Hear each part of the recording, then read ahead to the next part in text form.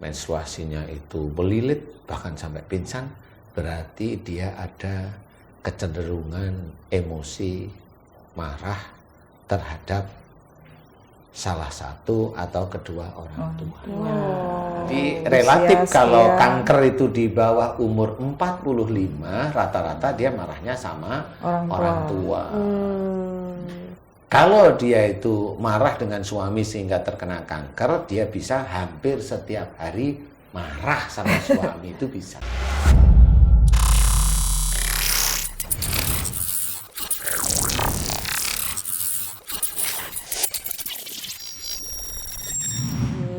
Banyak sebenarnya, itu belum ada yang memasukkan penyakit tentang menstruasi yang sakit tentang ini itu dalam akhlak, memang tidak ada selama ini, tidak ada. Insya Allah baru di Siraman Kolbu sih. Tapi kalau memang di Surabaya aja tuh dokter ini boleh kita diskusi. Kalau saya langsung gitu, yuk kita diskusi. Gitu. Diskusi itu gimana maksudnya? Mana yang utama, maksudnya mana yang mengkloning, kan gitu. Kalau saya gitu, siapa yang mengkloning gitu. Kalau saya sih, ayo nggak apa-apa. Bukan ngajak berantem, diskusi. Karena kan ada orang yang, ini kayak Ustadz Danu nih, ini kayak gini, Ustadz Danu kayak profesor di Jepang nih. Nggak apa-apa sih. Yuk kita ngomongin dia bisanya masalah apa. Kan gitu ya. Masalah apa dia bisanya. Nah kalau maunya saya, ya insya Allah masalah kehidupan atau masalah penyakit di seluruh tubuh, mudah-mudahan saya atas izin Allah Ta'ala bisa jawab gitu. Mudah-mudahan, ini masih doa loh saya. Karena kan manusia kan tetap ada keterbatasan. Ustaz, itu termasuk kalau kita hamil terus pendarahan, itu sama pendarahan itu sebenarnya ada kejengkelan di 3 titik, suami, ayah atau ibu. 3 titik itu aja sih. Cuma kalau pendarahan itu biasanya jengkelnya kelasnya nggak terlalu tinggi, itu pendarahan. Iya, kadang sampai ada yang bed rest itu kan, Pak. Iya, nah itu biasanya emosinya agak tinggi. Kalau mamanya bed rest, biasanya marahnya dengan suami. Tapi kalau dengan orang tua, jebol biasanya. Langsung apalagi 2 hari nggak minta maaf, rontok. Tapi kadang-kadang gini nggak sih, berpengaruh nggak ya Pak, ketika orang hamil tuh kan orang suka ngomong gini, ini hormon orang hamil nih, ini begini, ini begitu, bawaannya pengen ngomel, pengen apa-apa gitu. Nah itu gimana Pak? Iya, enggak lah. Itu tuh kalau menurut saya kesurupan aja. Iyalah, ya kan harus diterjemahkan secara real. Lah kalau mau ini bawaan bayi, emang bayinya udah pernah marah dulu? Kan gitu tanyanya. Pengen ini bawaan orang, ini pengen makan ya. Oke, kalau memang itu mau, saya mau menerangkan secara real ya. Begini loh ceritanya. Dalam kehidupan bayi itu diambilkan genetik dari ayah dan ibunya. Jadi ditanamkanlah oleh Allah Ta'ala genetik dari ayah dan ibunya. Entah wajahnya kayak ibunya, sifatnya kayak ayahnya, sebagian yang ini, yang emosional kayak ibunya, cerewetnya kayak ibunya, pelitnya kayak ayahnya. Kan itu macam-macam. Makanya ada anak satu keluarga sifatnya beda-beda. Karena memang itulah anak itu sebenarnya penguji untuk orang tuanya. Lah kenapa itu jadi penguji orang tuanya selama ini? Kan Mbak Ani paham ya dia. Anak itu penguji orang tua ya. Yang mana yang penguji? Sebenarnya penguji itu begini loh maksudnya ya. Jadi pada waktu anak dibentuk, Allah itu memunculkan gen dari orang tuanya. Kekurangan orang tua atau paling gampang salahnya orang tua itu diambil, ditaruh ke anak, digedein dikit sama Allah Ta'ala. Ini loh sifatmu kayak gini. Ini loh sifatmu kayak gini, maksudnya Allah itu mau seperti itu. Nah pada waktu si orang tuanya punya sifat itu, dia nggak mau tahu. Pada waktu anaknya ini muncul sifatnya sama Allah Ta'ala gedein dikit, dia ngerutuk. Padahal sebenarnya itu lagi bercermin. Kan bercermin. Kalau dia ngerutu, apalagi dulu orang tuamu yang ngerutu, tapi kalau kamu dikasih tahu dulu nggak pernah dengerin. Sekarang dikasih cermin persis. Nah, disitulah sebenarnya genetik itu diambil oleh Allah Ta'ala, dimasukkan, dijadikan itu sifat. Siapapun Ada sifatnya keras kaku ini. Anaknya ya punya sifat keras kaku. Iya, benar. Ada yang bapaknya itu takmir masjid. Nih saya tahu persis nih, tapi saya nggak mau ngomong. Anaknya dia punya sifat keras kaku dan sebagainya. Wah, anaknya itu ada yang non muslim. Anaknya itu dari muslim pindah jadi non muslim. Oh gitu. Tapi Ya karena sifat kakunya. Karena apa ya? Anaknya kan punya sifat kaku bapaknya. Akhirnya kalau dia menurut dia pandangan dia agama itu menurut dia itu sama saja dan dia ada kaku dan ininya selesai dia. Apalagi dia itu kerja nggak bisa, dia kenal sama cewek atau kenal sama cowok, ya, yang menurut dia itu bisa menghidupi dia, pindah dia. Dan saya nggak mau urusan yang begitu. Itu kan urusan besok di akhirat ya kamu. Gitu. Dan saya tahu persis kenapa saya ceritakan. Ya memang begitu. Makanya tidak boleh sifat kaku. Iya. Orang itu jelas diceritakan oleh Allah Ta'ala. Walakum tafadon qalidal qalbi lam fatu min hauli. Itu ceritakan kalau seorang bersikap keras, lagi kasar, itu orang itu nggak suka di sekitarnya. Dan itu kalau ada orang tua yang keras, kaku, emosional, nanti anaknya ya begitu. Iya. Itu pasti. Kalaupun ada anaknya itu baik, ya itu juga penguji. Sama semua anak itu penguji. Pada waktu anaknya baik, dipuji nggak anak ini? Kalau anaknya dipuji, orang tuanya itu udah lupa. Yang menjadikan anakmu baik itu sebenarnya Allah. Kadang lupa ya. Lupa nih, anakku dia saya sekolahkan. Ini dia sudah belajar di sekolah ini, di sekolah agama. Ini baik nih. Nah, lupa. Merasa dirinya yang berjasa. Merasa dirinya. Nah, itu orang tersebut walaupun dia seorang muslim, dia menuhankan dirinya. Karena dia merasa anaknya itu baik itu karena dia. Nah, itulah sombong. Syirik masuk ke arah sombong juga. Nggak boleh. Oh, yang menciptakan anak itu Allah. Emang bisa dia nyiptain? Orang-orang itu loh nyiptain anak laki perempuan itu bisa nggak? Iya. Wah. Tapi kalau tanya sama saya, nah, kalau saya pengalaman.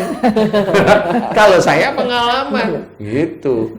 Ada nih santri nih, dia udah punya anak cewek 3, dia ingin punya cowok. Ada ilmunya. Ini ada ilmunya. Nah, di situ ilmunya harus jelas. Rahim perempuan itu tetap punya 2 sifat, asam dan basa. Iya. Kalau dia itu sifatnya asam, nanti spermanya yang dapat itu ya sperma yang nanti akan jadi cewek. Kalau dia sifatnya basah, rahimnya jadinya laki-laki, sperma ceweknya mati semua. Kalau basah, sperma ceweknya mati, yang ada laki-laki. Gimana caranya itu bisa asam dan basah? Nah, itu rahasia saya. Besok pertanyaannya. Iya. Besok lah, masa semuanya tumplek-plek di sini. Jangan. Ya. Besok-besok. Ilmu itu kalau tumplekin-plekin ngerti. Habis itu tanyain gimana? Nggak tahu ya, buka YouTube lagi. Boleh sih semuanya. Tapi ya jangan sekarang lah ya. Karena tonton itu, terus ya, tonton terus saja. Karena memang sifatnya di situ. Nah, teman-teman dokter tuh ada ingin punya anak laki-laki, semprot tuh. Di daerah itunya itu disemprot, daerah itunya semprot basah. Iya, aku pernah baca seperti itu. Lah memang seperti itu. Lah tapi kan Allah kok mau dilawan sih? Kalau sifatnya. Ya sifatnya di asam ya bahasanya di bahasa ini kan bahasa yang tidak kekal di situ. Asamnya itu dari dinding loh. Iya. Lah ini kena ya mati langsung, basahnya langsung luntur. Istilah Allah dilawan. Allah mau dilawan ya tetap nggak bisa loh, itu akhirnya benar ini salah satu ya saya cerita. Saya cuma lihat waktu itu memang dia dokter, perempuannya dokter, lakinya dokter. Bu dokter, kamu orangnya pesimis, nggak pede. Ya kalau pesimis nggak pede rata-rata pasti cewek. Oh gitu ya? Iya, pesimis nggak pede itu cewek. Nah kalau lihat pandangan Bu Dokter seperti ini, insya Allah saya nggak yakin ya, tapi insya Allah biasanya tensinya rendah. Betul dia ngomong. Betul, iya tensi rendah itu karena kepesimisan, ketidakpedean sebenarnya. Nah itu harus dirubah jadi normal. Gimana? Karena saya itu setiap hari itu minum obat penormal tensi gitu. Oh itu ya normal aja. Kalau memang mau jadi normal aja. Gimana caranya ya? happy. Hanya itu, yakin pada Allah Ta'ala sehari-hari happy. Jangan merasa nggak yakin, nggak ini. Oh iya, tensinya pasti turun terus sehari-hari begitu. Ilmu lagi. Nah, ya. disitulah Harus dia mulai happy. belajar. Nah, karena dia dokter, dicoba, dites beneran. Dites, dia happy setiap hari. Emang normal gitu. Masya Allah. Itu normal. Setelah normal, ketemulah dengan saya lagi. Ustadz, alhamdulillah saya sudah normal, saya nggak minum obat tensi lagi. Ya. Saya apa yang harus saya kerjakan? Nah, di titik itu saya baru ngomong. Bu dokter, ini ada Pak dokter. Saya tanya, sehari itu Bu dokter merasa bukan happy dibikin ya, happy yang bener merasa dari hati. power itu tenaga itu kayak maksimum itu di jam berapa sih? Saya nggak tahu. Nah, Dia ngomong, karena kali dia sudah ngerti ya, ya, jam 9 sampai 11 pagi. Jadi jam 9 pagi sampai 11. Saya cuma bilang, di jam 9 sampai 11 itulah lakukan hubungan suami istri. Oh, itu biar dapat anak laki. Nah, karena di titik itu rahimnya baru basah. Kalau basah, nanti sperma yang perempuan mati. Nah, waktu sperma laki itu hanya cuma 3 jam. Iya. Jadi setelah 3 jam kurang lebihnya, ya ini kurang lebihnya, dia akan mati. Nah, di titik itu jam 9. Sampai jam Tit, bawah. itu habis. Dan dia tahu sel telur matang, dia ngukurnya ini 14 hari, jangan 14 hari. Sel telur matang itu di titik 14 hari, saya nggak bilang itu salah, enggak, tapi hanya gambaran. Dah, di titik-titik dekat 14 hari itu, mana yang badannya anget, meriang, males-malesan, nah insya Allah itu sel telur matang. Lakukan, Bu Dokter. Beliau lakukan beneran. Di titik itu suaminya kan dokter ya, dokter di lain tempat, nggak boleh, ini cuti. Suruh cuti. Karena di luar kota ya. Habis itu betul, alhamdulillah. Nah, ini memang dokter ini mabuk kali ya. Ini bercanda maksud saya. Dia itu sampai nggak mau di USG. Oh iya? Saya nggak mau tanya, membuktikan laki perempuannya. Sampai akhirnya melahirkan itu? Sampai Iya. melahirkan. Dia pengen bener nggak sih? Bener nggak? Karena dokter, ya dokter mabuk kalau gitu. Ya akhirnya lahirlah anak laki-laki. Oh, Masya Allah. Berarti bener ya kalau ada pengantin baru honeymoon tuh biar bikin Mood, happy ya, Ustaz? ya moodnya muncul seperti itu. Jadi insya Allah itu jadi asik sih. Mau tanya apa sih? Jadi kemana-mana. Menstruasi jadi gitu. Ini bayangin, oh ternyata ini hubungannya sama ini sama Iya. itu, ini.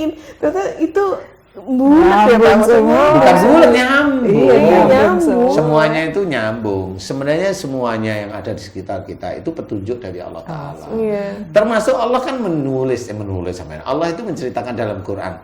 Kekuasaan Allah, kebesaran Allah itu termasuk yang ada di diri kita. Iya. Tapi banyak yang nggak tahu. Yang tahu dokter lah, tahu tuh ini, itu, ini. Tapi kan perjalanan kok bisa begitu, nah itu kan nggak belum pernah. Nah ini di Siraman Kolbu atau di acara ini, di YouTube kita ini, itu saya ungkapkan dengan cara-cara insya Allah Islami. Iya. Dari sisi akhlak, dari data-data hadis maupun Al-Quran, insya Allah nggak akan keluar. Ya, kita memahami ya dari tubuh kita, Dari dan tubuh kita. semua kekuasaan Allah. Semua ya, Ustaz. kekuasaan Allah, makanya kalau sudah kekuasaan Allah, mana kita mau mengaku bahwa apa yang terjadi setelah kita kerjakan itu gara-gara saya kan? Pantaskah kita? Pantaskah kita sombong? Iya. Fabi ayi Alai rabbikuma tukazziban. itu harus itu. Jadi Alhamdulillah banget Pak. Akhirnya ternyata ada misteri di balik semua itu.